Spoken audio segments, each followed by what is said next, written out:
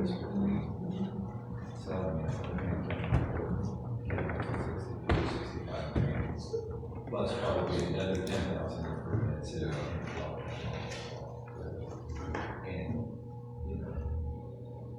we can do it. It's just a matter of we got the money. We might not have our church treasury. And then it'll be in existence for another year to be dispersing all the money to nonprofits. And definitely will involve everybody remaining in our church, just as we get squad out there and charity land with, because the Democratic Party is like that. Just, it's a joke. It's a joke. I don't know what that's anymore. It isn't. They're not nonprofit. Yeah, just think about it. What is it, about 8 months? If you give them $10,000, What you see? can you legally do that?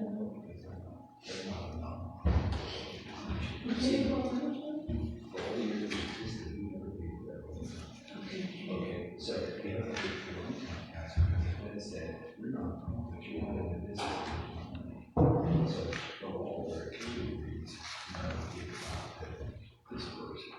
Now, somebody can start on get 503C1, 501C3 status, and we can, that's not really kosher either. We need a second, because I'm going to go to you.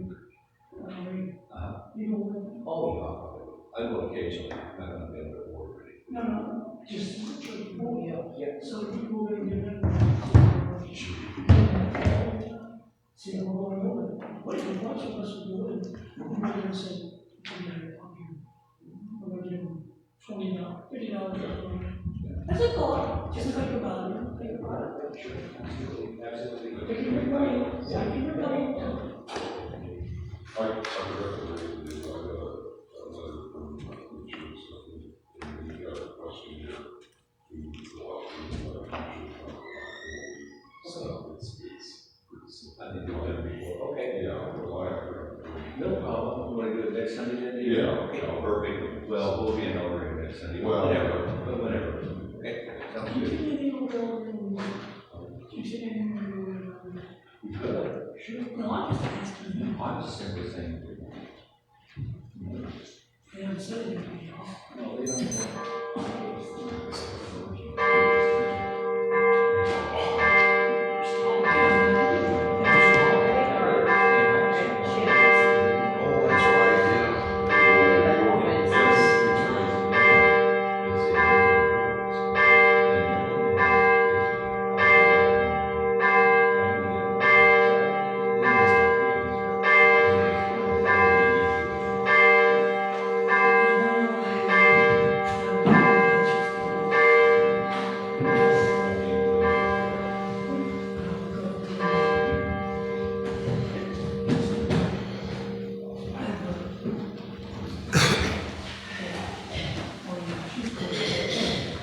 Where's Dolly?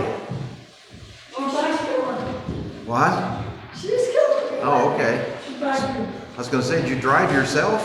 No. We're glad to see you, no matter how you got here.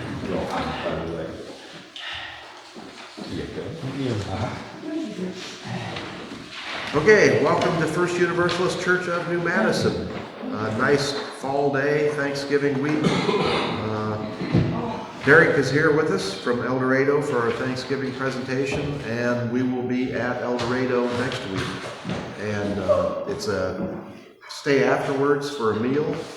They are providing everything, but obviously they're not going to reject anything if you want to bring something of your favorite, something to nosh. And that their service is at 10:30? 10:30. 10:30. So if you show up at 10 o'clock, you may well go down and have a little snack before you get there. Any other announcements? Yeah. We'll be out of town next week, so we can't eat it. So, You won't have to worry about turning the heat on. yeah. Well, I won't go there, But but we'll be out of town. But we appreciate turning the heat on every other Sunday that you're here. No problem.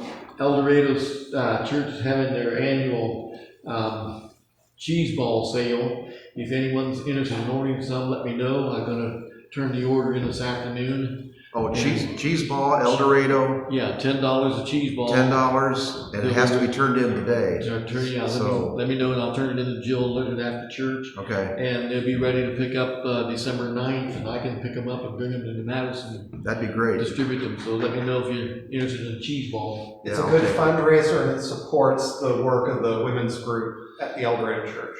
Didn't that project help a lot with the elevator installation? They've done the elevator. They also contributed $5,000 towards the masonry repairs, but they also will do things like if somebody's had a loss in the family, they'll have a meal delivered to them, Yeah. flowers, that sort of stuff. Yeah. So, They must sell a lot of cheese balls. we do. I sold 10. At $10 a cheese ball, that's, They make enough that they go now to Eikenberry's and they use their big mixers and things. really. Do all the work at Eikenberry's, yes, that's where they got their supplies. Actually, and my things. wife is, she used to, or has dreams of being a professional baker. We have a Hobart mixer that stands like this with a Yeah. giant. Right. You ever see anybody make mashed potatoes for 6 people in one of those? But she just, once a year, she just gets a real kick out of that. Yeah. We all have our little strange quirks, and far be it from me to make fun of other people's quirks, so. All right, any other announcements? Our Just so welcome folks is, know, I will need to leave shortly after the service. The women's group at El Dorado's meeting, and the minister's usually expected to be there, so. if you need to talk to Derek, you can talk to him next week, or he's gonna grab a donut before he leaves, so you can talk to him then. Yeah. All right, our welcome is 421 in the back of your hymnal.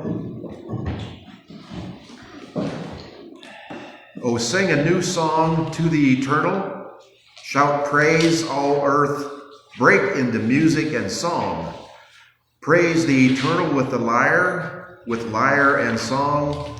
Let the sea and all within it thunder praise. The world and its inhabitants, let rivers clap their hands. Let mountains sing in chorus.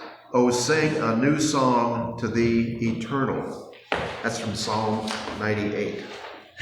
All right, our prelude, let all things now living. I'm going to read you the chorus of the words from my old Presbyterian hymnal.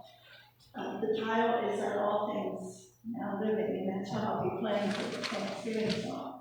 And the words are here.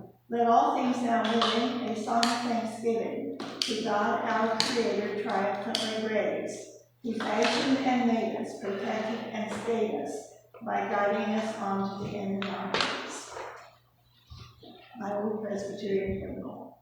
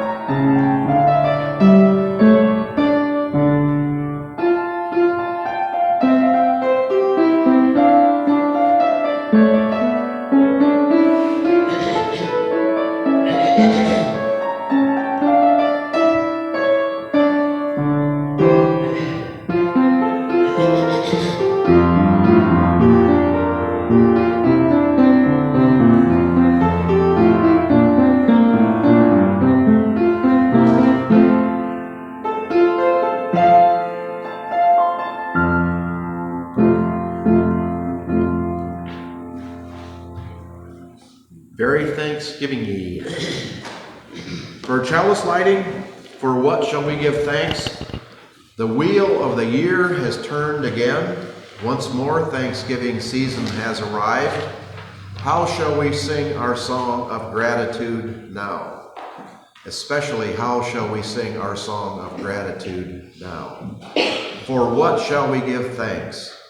For this moment, for friends near and far, for our breath, for love, for courage and clarity, for strength, for delight, for laughter, for beauty, for the tables round which we gather, for the food we enjoy with friends, seasoned with love and memory, for the sun and the moon and stars in the sky, for the trees who have seen so much and still stand proud, stretching themselves to the sky, for the bright voices of children, for the wisdom of elders, for the actions that bless the world, for hard work that makes a difference, for music and art and celebration, for generosity, for compassion, for endurance, for joy, for hope.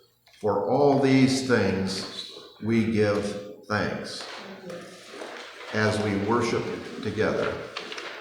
Our opening hymn is number 39.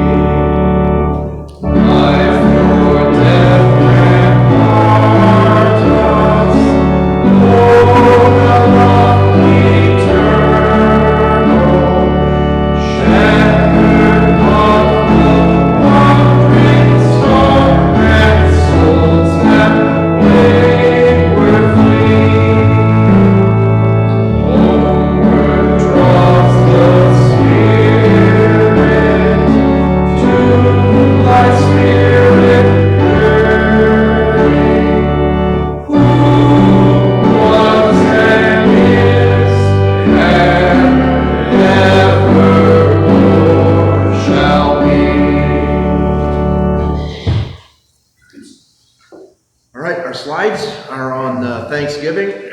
In this one, pardon a little bit of humor, Thanksgiving, celebrating the day Americans fed undocumented aliens from Europe. Get that? Okay. Affirmation, a Thanksgiving meditation. Every day we experience hunger and yearning for food, for approval, for respect, for love, for meaningful work, for any and enough work, for home, for family, for friends, for health, for healing, for hope, for the departed, for the newly arrived, for the green trees, for the cool, clean waters, for shade in the heat of the day, for stars to light the velvet night. Each day, every day, we are invited anew to be thankful for food, for approval, for respect, for love, for meaningful work, for any and all enough work, for home, for family, for friends, for health, for healing, for hope, for the departed, or the newly arrived, for the green trees, for clean, cool waters, for shade in the heat of the day, and stars to light the velvet night. Our hearts are beating in liberating flight. We soar in gratitude for all the gifts we have this day, in this lifetime of being, and turn again to share this bounty with all that is. Amen, and blessed be. Our children's story is a children's scientific look at turkeys, which I found really interesting. And we'll see if it will. Sometimes these work and sometimes they don't.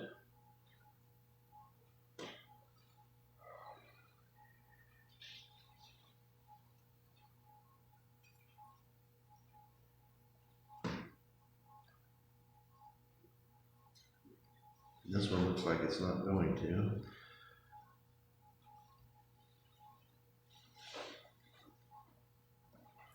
The interesting thing about turkeys, from watching it, the gobble, gobble, gobble, do you know who makes the gobble, gobble, gobble?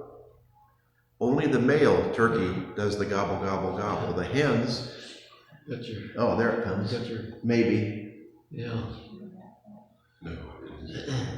Build the ultimate marble run with Gecko Run. I don't know why they throw these ads in that I can't get rid of now. So what I'm going to start doing is copying it and doing Now it you over. can skip. Now you can skip the ad.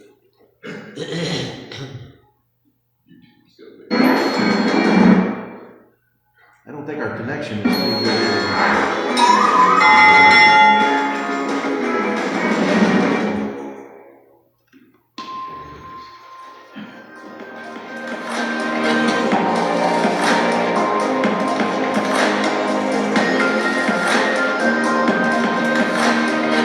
Now I get 2 ads. Now you can skip ad again.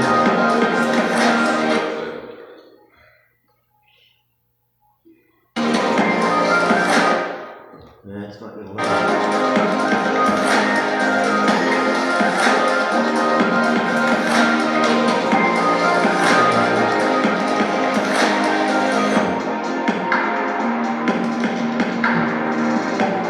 You can skip again.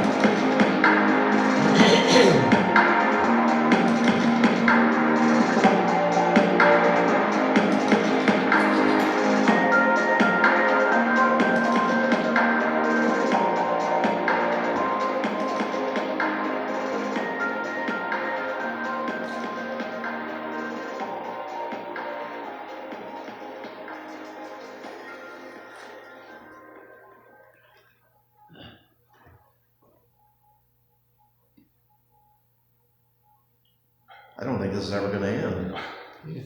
Like try skipping again. The timer gives it 35 seconds. Well, when I hit skip, all it does is stop. It doesn't skip.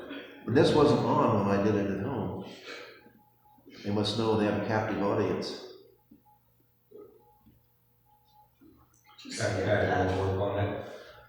So what I did before was I copied it and then put it on, which is what I'll do in the future. I'm not going to let them do this again Yeah, you're because they're not even giving me what I not gonna want get to past show the you. ads. 15, 14, 13, 12, 11, That's 10. one Now of- it's whited out and I can't one see of it. two.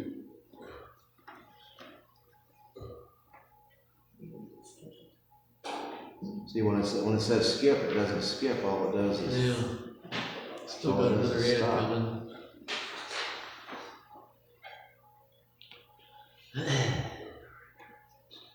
There you Now go. we get it.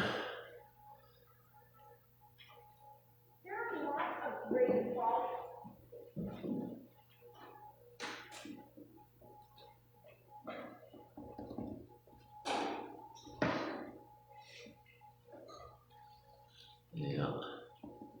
And this part's not gonna show that. Decorations out in our neighborhood. And one of them.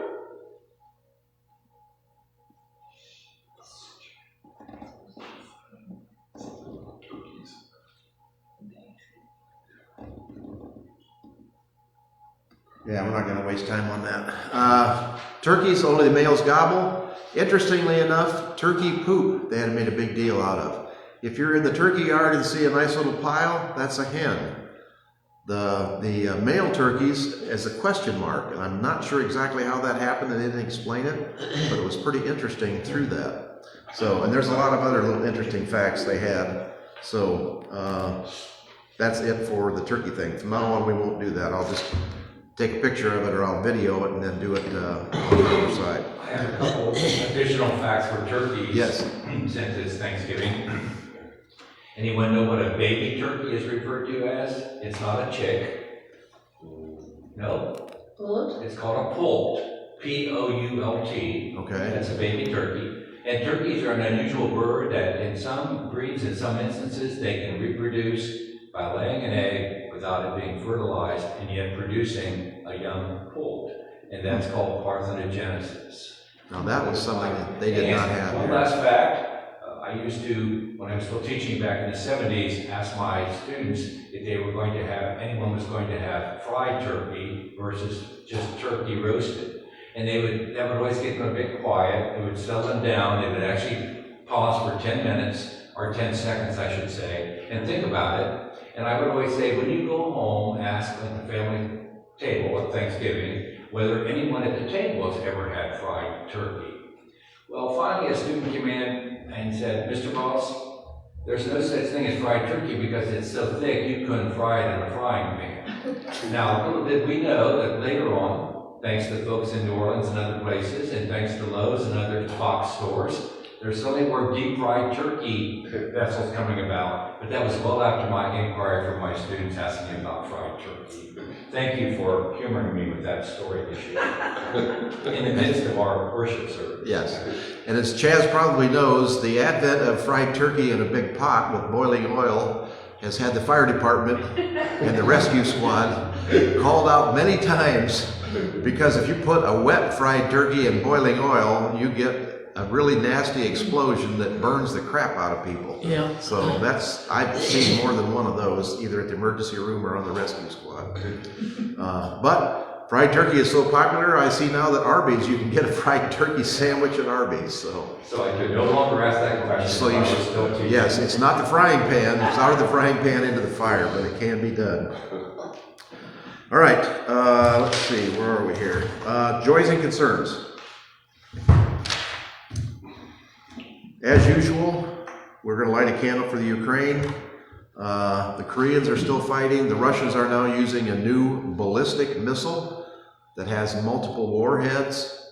And the United States has approved the use of American missiles into Russia itself. Before, they limited the use of American missiles to a short range of like 100 miles to stay inside Ukraine. With the things that are progressing the way they are, they've given permission to use it into Russia. So things are basically escalating. Russia is threatening nuclear war, but they've done that multiple times before. So we don't know what the state is there. And with the new administration coming in, things are all up in the air, but the future for Ukraine does not look good. And our other one is Israel. Israel is now bombing Lebanon. The center of Lebanon killed 20 or 30 people. Southern Lebanon, northern Lebanon, they're treating Lebanon like Gaza. The word in the underground is that with the conservative administration giving the green light to anything Israel wants to do, there will basically be what is technically ethnic cleansing. They will clear out Gaza, and it will be appropriated, it will be annexed into Israel.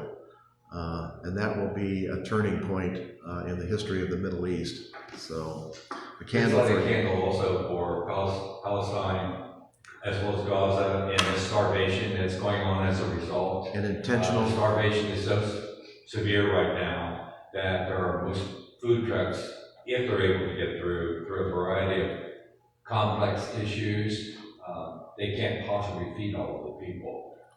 That indeed is a humanitarian crisis as a result of warfare. And as people are wont to do, the settlers attack the food trucks before they get into Gaza and throw the food out.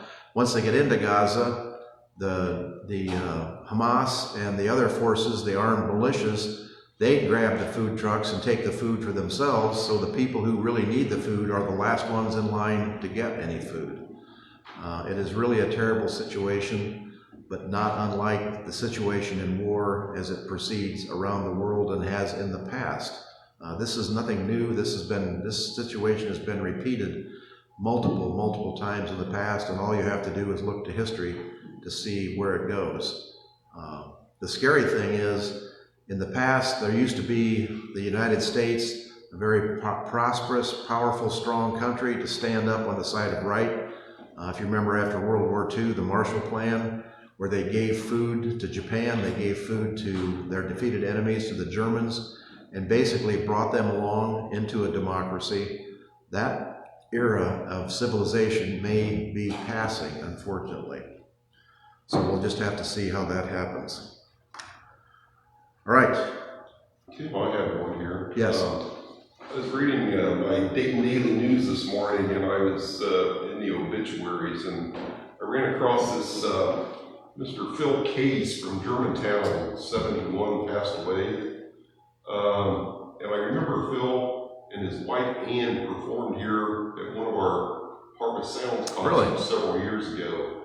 Yeah, I think I know she played guitar and he played a mandolin or banjo or something like that, and they had a good singing duo. Good. Folk music, country music, and yeah, Phil Case, Germantown. And I wish somebody would have filmed all those, that we could show those. So one of the things that you don't think about at the time, but very meaningful if you have photographs from your family history.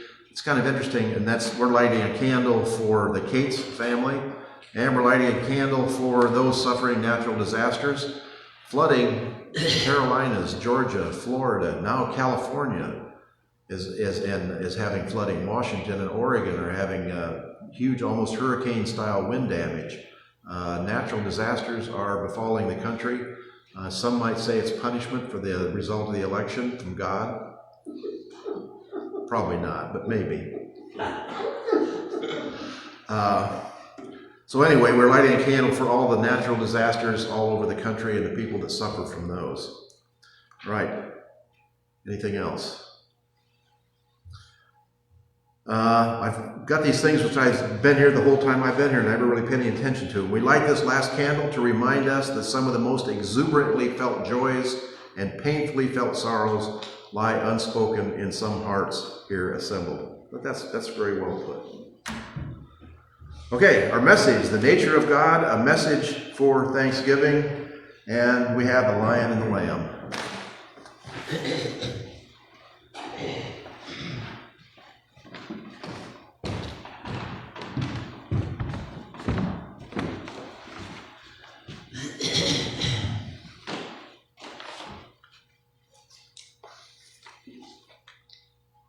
It's a joy to be back in this pulpit, and also just to say thank you for having me up, and thank you to the El Dorado Church for giving me the freedom to be up here today. The reading appointed for this morning comes from the book of Joel. Do not fear, O soil, be glad and rejoice, for the Lord has done great things. Do not fear, you animals of the field, for the pastures of the wilderness are green. The trees bear fruit.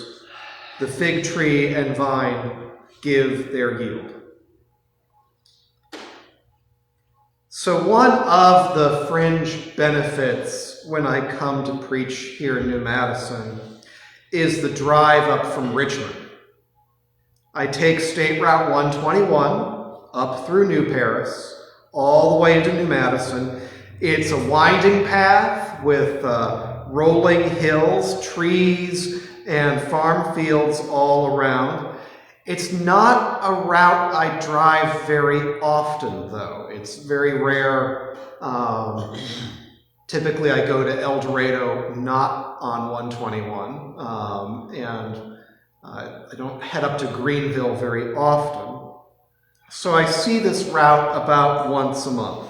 Sometimes it could be even a 2-month wait between trips. And because I don't see it every day, I do notice the changes. And just like people change up their clothing as the seasons turn, I see the landscape around the state highway change up what is worn. Green leaves just a few months ago, leaves of red and gold just a few weeks ago, and now these more serious colors, brown and gray and black. And here and there, a few flashes of dull yellow or something kind of rusty red. And for me, it's a kind of low-key religious experience.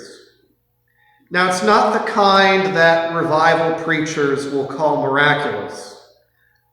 Not being slain in the Spirit, there's no pillar of fire as in stories of old.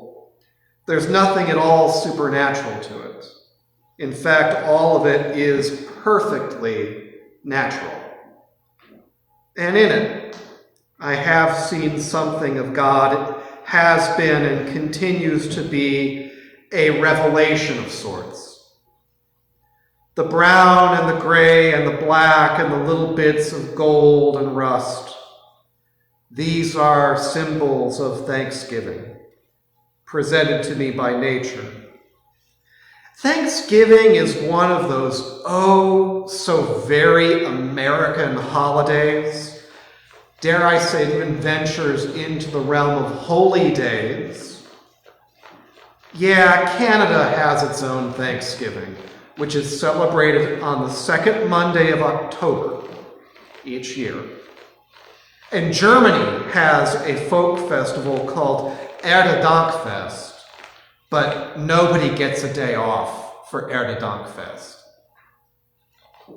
But here in the United States, it's one of those oddly sacred occasions that feels so deeply religious, even though it is owned by no specific religion. Thanksgiving is one of those sacred occasions that no individual religion happens to own. I have known Jewish families who celebrated Thanksgiving with all the reverence and zeal as mine did. And I've known Hindu families who adapted the Thanksgiving menu in ways to accommodate their particular meatless spiritual commitments. So curried pumpkin, yellow lentils, basmati rice, yogurt raita, that's the sauce you put on top of things. Plus, because some things just work in a lot of cultural settings, that ubiquitous can of cranberry jelly, where you slide it out of the can onto the dish and put it into slices. Those ruby red slices of cranberry jelly.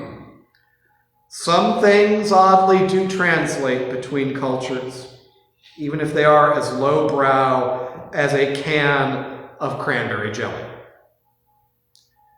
As a child, before I ever understood much about Old Testament prophets, or much of anything about Jesus, or anything about the interfaith study of Hinduism or Buddhism, before all these things, I had met God in nature.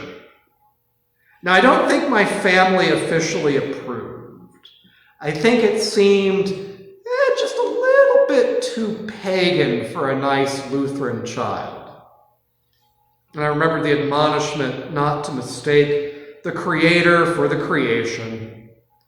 And yet for me, the trees, the colors of the landscape, and even the gray November sky was a revelation from the Lord. And perhaps, I've thought over the years, perhaps before anybody had a single scroll in biblical Hebrew, before the word of the Lord had come to people like Moses or Joel, before, as the poetry goes, the word became flesh as a man named Jesus of Nazareth. Perhaps before all of these things, the natural world was the first scripture humankind ever had. Our first testament of things and powers that transcend and bless us all. The Hebrew prophet Joel is said to have prophesied to the soil and to the animals of the field. And should that strike anybody as odd? Thousands of years later, Francis of Assisi would preach a sermon to the birds and befriend an animal who became known as Brother Wolf, as the stories go. Joel then has good company in his work, his prophesying to the soil and to the beasts of the field. And perhaps in doing so, he was actually preaching to the human beings around him in ways that are less intimidating than having a prophecy directly hurled at you. Do not fear, be glad and rejoice, do not fear. Life can be difficult, and there is much in the world to feel anxious about. In recent months, I have spoken from more than one pulpit about the things that keep me up at night. A culture around us that is saturated with misinformation, and where many people seem indifferent to the truth. A culture that has become comfortable with cruelty, and that has made unholy compromises with wealth and violence. And even a religious culture around us, where I find that much that calls itself Christianity has grown a bit corrupt and far removed from the actual teachings of Jesus. And so, at least for me, these days I often feel a bit out of place and sad about it, as if valuing honesty, compassion, and the natural world is viewed poorly by a good number of people around me.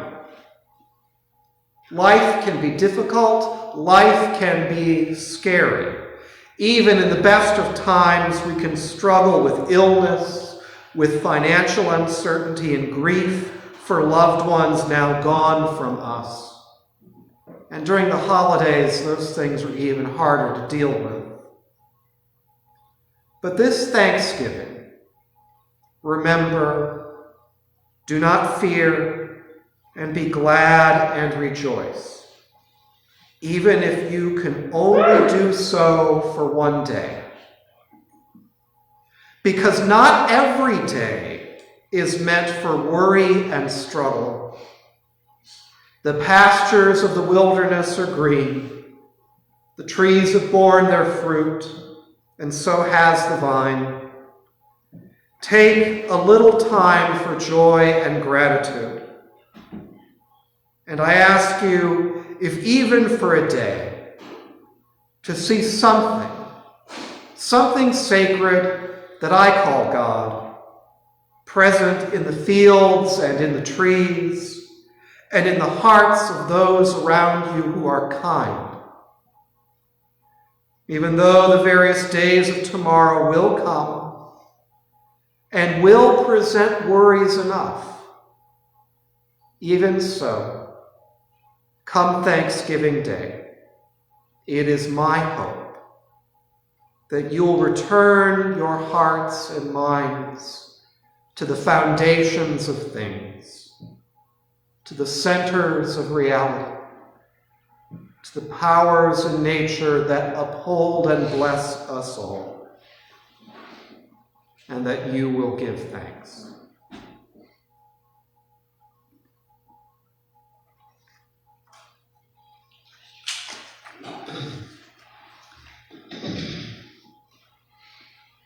The message is not mine alone to give.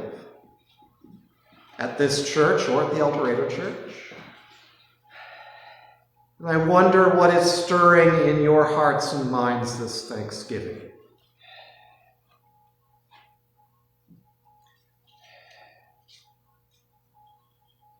We are looking for a way to find hope and optimism in a very unoptimistic and depressing time. And as the news goes on, as it unrolls every night, it gets more depressing as more things are unfurled as we will be facing in the new year. So what's the mechanism to maintain optimism? Do not forget, everything isn't horrible. Your horse is still a horse. The sky is still blue. The fields have yielded their crops. Not everything is horrible. Doesn't mean turning a blind eye to bad things in the world around us. But I know firsthand that it can be very easy to kind of end up wallowing in this place where the only things I pay attention to are the bad things around me. And then to become blind to the good things that are still there. So don't become blind to the good things that are still there, because those are the things that will sustain you in the rough road ahead. And at least from where I'm standing, yeah, it's going to be rough. It's going to be rough. And the problem is the bad things are going to negate or destroy the good things. Do the bad things negate the love my husband has for me? Shorter than killing him? No. What if they eliminated gay marriage? We still love each other. And that isn't going anywhere. I'll grieve that if it happens. I will grieve that if they turn my marriage into a second-class marriage. But our commitment and the love he has for me, he loves me so much, instead of going to his church, he was down at El Dorado preaching because the ESR student who was supposed to be down there bailed on me. That's how much he loves me. And there are other things in everyone's life that can really stave off that utter despair, because utter despair, that is complete defeat. Not that you won't be sad, not that you won't be angry at times, but also take some time to be happy about the good things that are in your life. I've got a cat who I adore. He'll be that same cat tomorrow, and hopefully a year from now. I think we need to take comfort as well in the amazing human capability, if we're mindful of it, of resilience. Mm-hmm. What you're speaking to and speaking of reflects that resilience that we have. And if we're not particularly pleased with the way the future's, at least in the next 4 years, you must take stock that there was a previous period of uncertainty between 2016 through 2020 that was similar. And yet we adjusted. In my case, I was extremely disappointed, downhearted, pessimistic, if you will, and often cynical.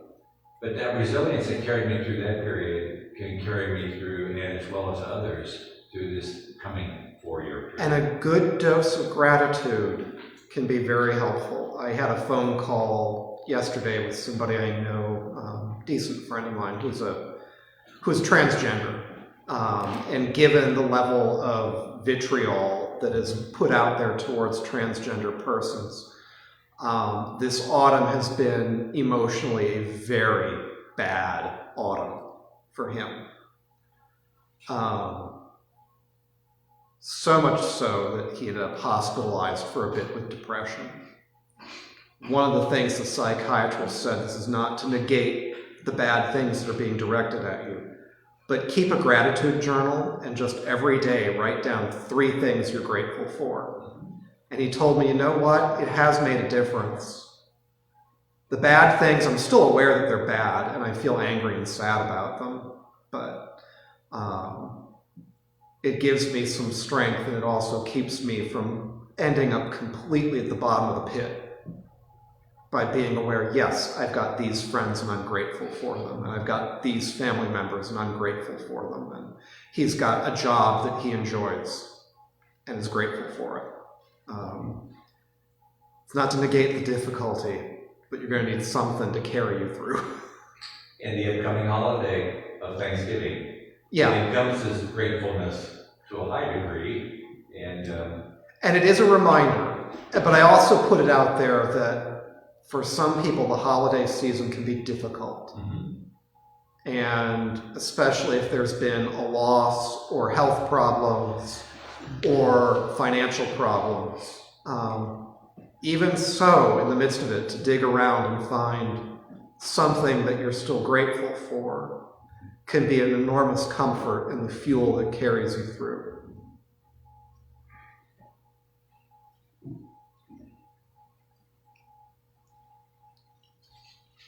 As the Quakers say, am I sensing that all hearts and minds are free to continue?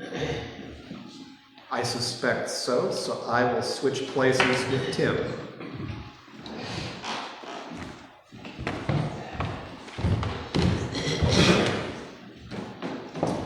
This is a discussion that will not end. We will be returning to this every week, and I'm sure for you every day as you go along. I would suggest to you there is a movie coming out this week on Dietrich Bonhoeffer. He is the German pastor, theologian, philosopher in Germany in the 30s, who as well tried to look on the bright side, tried to maintain his peaceful stance, and ended up taking part in the assassination attempt of Hitler. What is the transformation? And this movie will give you an example of how a peace-oriented pacifist turned to the ultimate attempt of violence in the correction of a wrong that was going in the wrong direction. He failed, and that group failed, and the result is 6 million Jews were killed, millions of other innocent people were killed. I would caution people that the Bonhoeffer family has soundly condemned the movie as misrepresenting the nature of his crisis in a way that could be interpreted by Christian nationalists as a reason for engaging in violence. And so the Bonhoeffer family is recommending that people not see the movie. I guess you'd have to take everybody's instance as it is. I went to Sachsenhausen, which is the concentration camp in Berlin where Bonhoeffer was killed. If you look at the progression of Germany in the 30s, then what is happening now exactly mirrors that. People are saying, look on the bright side, this will only be 4 years, he'll only be chancellor for 2 years or 3 years. If you believe that, more power to you. But the family is saying that the movie engages in a purposeful deception that says Christians should engage in violence to achieve their ends, and that misrepresents the nature and context of the crisis. I haven't seen the movie, so I can't say what the movie says. That's their interpretation. I would refer you as well to an article in the upcoming issue of Christian Century, which also makes the point that the movie engages in historical deception. It's my caution. I think one should be very vigilant against messages that encourage Christian nationalists to engage in violence in the name of Jesus. I don't know what movie you're speaking about, I'm sorry. Bonhoeffer. Yeah. He's a religious figure in Germany in the 30s, very prominent, a philosopher and a religious, a very prominent person who was a very peaceful person until faced with these, and these are the decisions that he made. I'm not recommending any of these decisions. I'm just saying you need to be aware, and this is something that I guess I'm hyper aware compared to other people, what the course of our democracy is taking, and it's critical thinking is what's important. You need to make up your own mind. When somebody tells me not to look at something, then I say, not to look at this book, not to look at that book, don't look at this. I say, my personal feeling is look at it with critical thinking, bring in information from other places, and make your own decisions on what to do. I am a Church of the Brethren history. I am a pacifist, but I am not a 100% pacifist. If somebody was coming at my family intending to kill them and I had a way to prevent that from happening, I would do that. I would not allow them to be killed because of a pacifist stance. Everybody has to make their own choice on that. But realize that you will create a profit for the people who create disinformation. That will be my last one. I can't stop you from doing it, but I would warn you that the movie is dishonest. And it is propaganda for Christian nationalist violence. What is the movie called? Bonhoeffer. Bonhoeffer. Yeah, we need to move on. That will be my last word, Tim. I can't stop you from doing it, but I have grave concerns about the movie as violent propaganda. You could use force to stop me from seeing it. You know I wouldn't. Yes, I know. And I'm not advocating and that would make me a hypocrite. And man, we are covered up with hypocrites now. We'll go through that as we go along. Project 2025, we'll be revisiting that because more of that. The people who are the writers of Project 2025 are being brought into the administration in spite of all the denials that certain people knew nothing about it. So we need to move on. Anyway, the main thing to remember is critical thinking is what's important in your lives. Don't take anything at face value, what anybody tells you. Listen to it, pay attention to it, look at other sources, weigh it in your mind, try and decide for yourself what is the right thing, what is the wrong thing, or go and ask other people on their opinions and take their opinions into account. Okay, offering.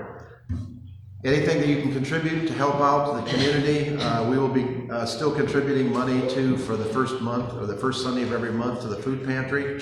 The food pantries are very much in need. If you watch the news in Dayton, they had a huge, turkeys and everything going out. And I called the food pantry in Richmond, and they have a certain number of baskets, and they said there was a recording on the line that all their baskets had been spoken for, and they gave the people that need help other listings like the Salvation Army and places like that. The only caution I would say on critical thinking is if you saw the news, all these people coming in for free food, driving brand new cars. Nothing is perfect. Nothing is, when you're giving money to poor people, and I told you the story of the girls I tried to help, took them to the food pantry, they got a nice $25 ham. A week later, I find the ham in the garbage. They didn't cook it. I gave them a toaster oven that they could have cooked the ham in. They even had a dog. If they didn't want the ham, they could have given it to the dog, but just to throw it away. And that's kind of what conservatives will tell you, that I'm not going to give anybody anything. Because people abuse what you give them is no reason not to give people things. That's an excuse. And that's the excuse you hear used. That people, I forgot to we need to light a candle for Springfield.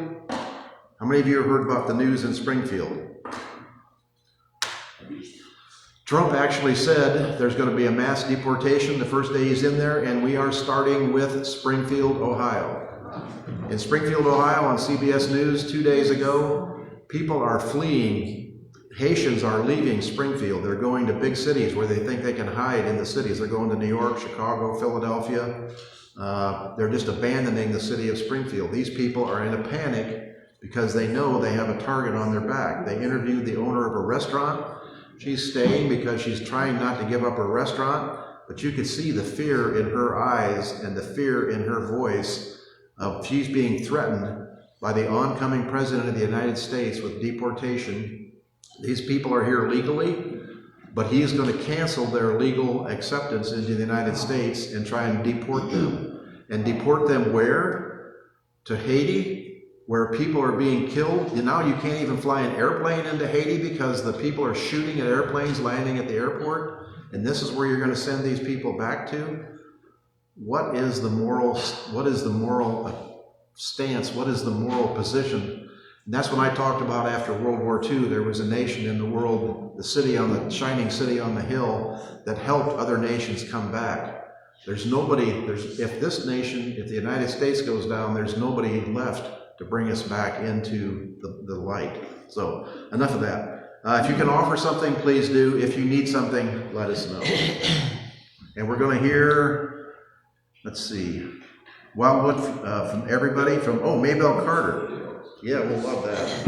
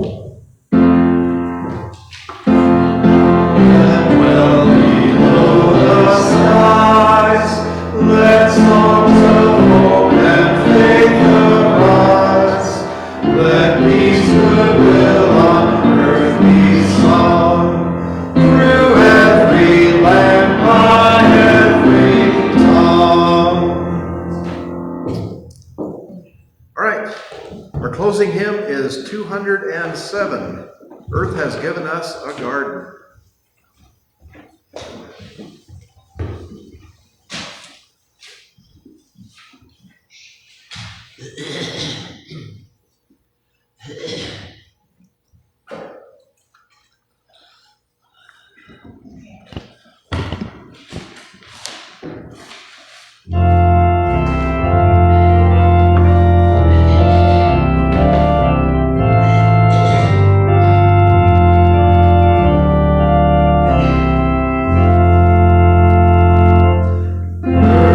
Earth was given as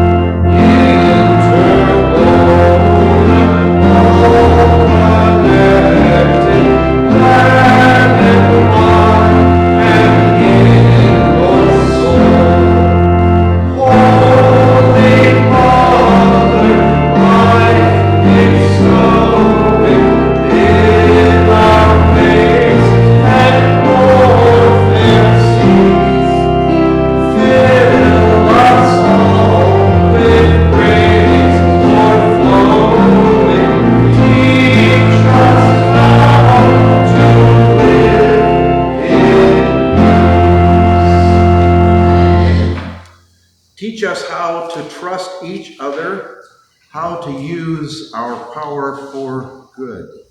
All right. Our extinguishing the chalice reading is 683 in the back of your hymnal. Be ours a religion which like sunshine goes everywhere. Its temple, all space, its shrine, the good heart, its creed, all truth, its ritual, works of love, its profession of faith, divine living, by Theodore Parker. Our postlude, look for the silver lining. Amen.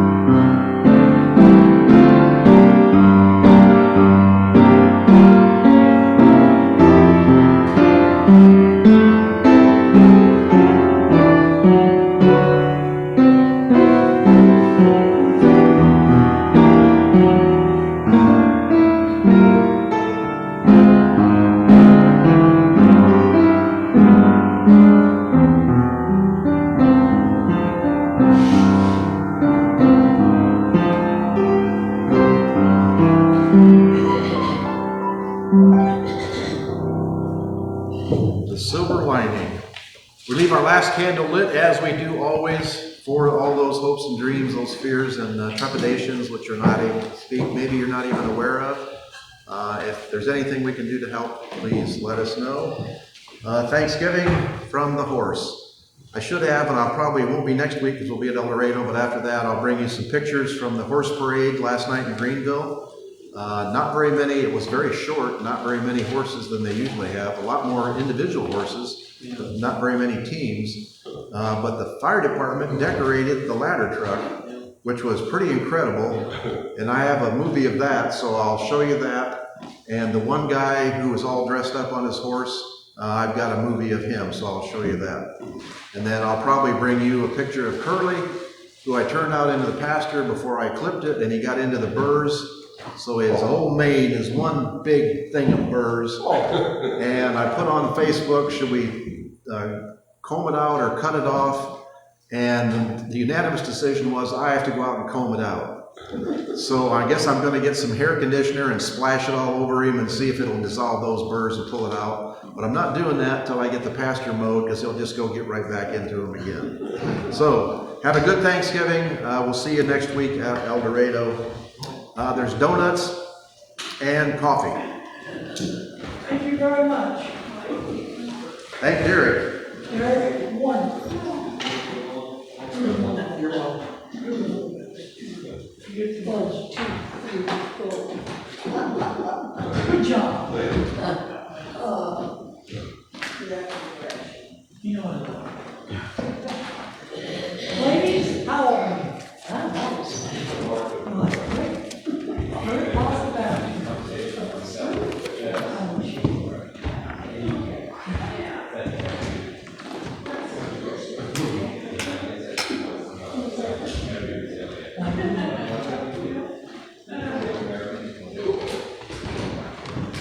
Well, Could you hear all right today? Pretty good. Pretty good? I'm trying to talk louder than Derek did. So, we'll do that. Okay. I'll be talking to you. Man, it's like, he actually said, we're coming for Springfield, we're coming after these people. We're gonna have problems with him here. And you know, when Derek says, you know, just have to be patient for 4 years, he already said you're not gonna have to vote. And he already said, the Constitution says I can't run for a third term. We'll see. He's planning on staying there. Of course, he's gonna die before he gets for another third term. This is me, you talking God's listening. Somebody needs to come. Well, they already tried that and they missed. How could you miss a head that big? That's you. Yeah, how could you miss a head that big? He's nothing but trouble. Yes. He lies. I've done some research on him. He's full of shit. Oh, he is the Antichrist. All these Christians who are saying he's the one. I mean, 3 wives ran around on each one of them before he married the other one. I mean, it's just crazy. And he married one out of country. Yeah, and talk about immigrants.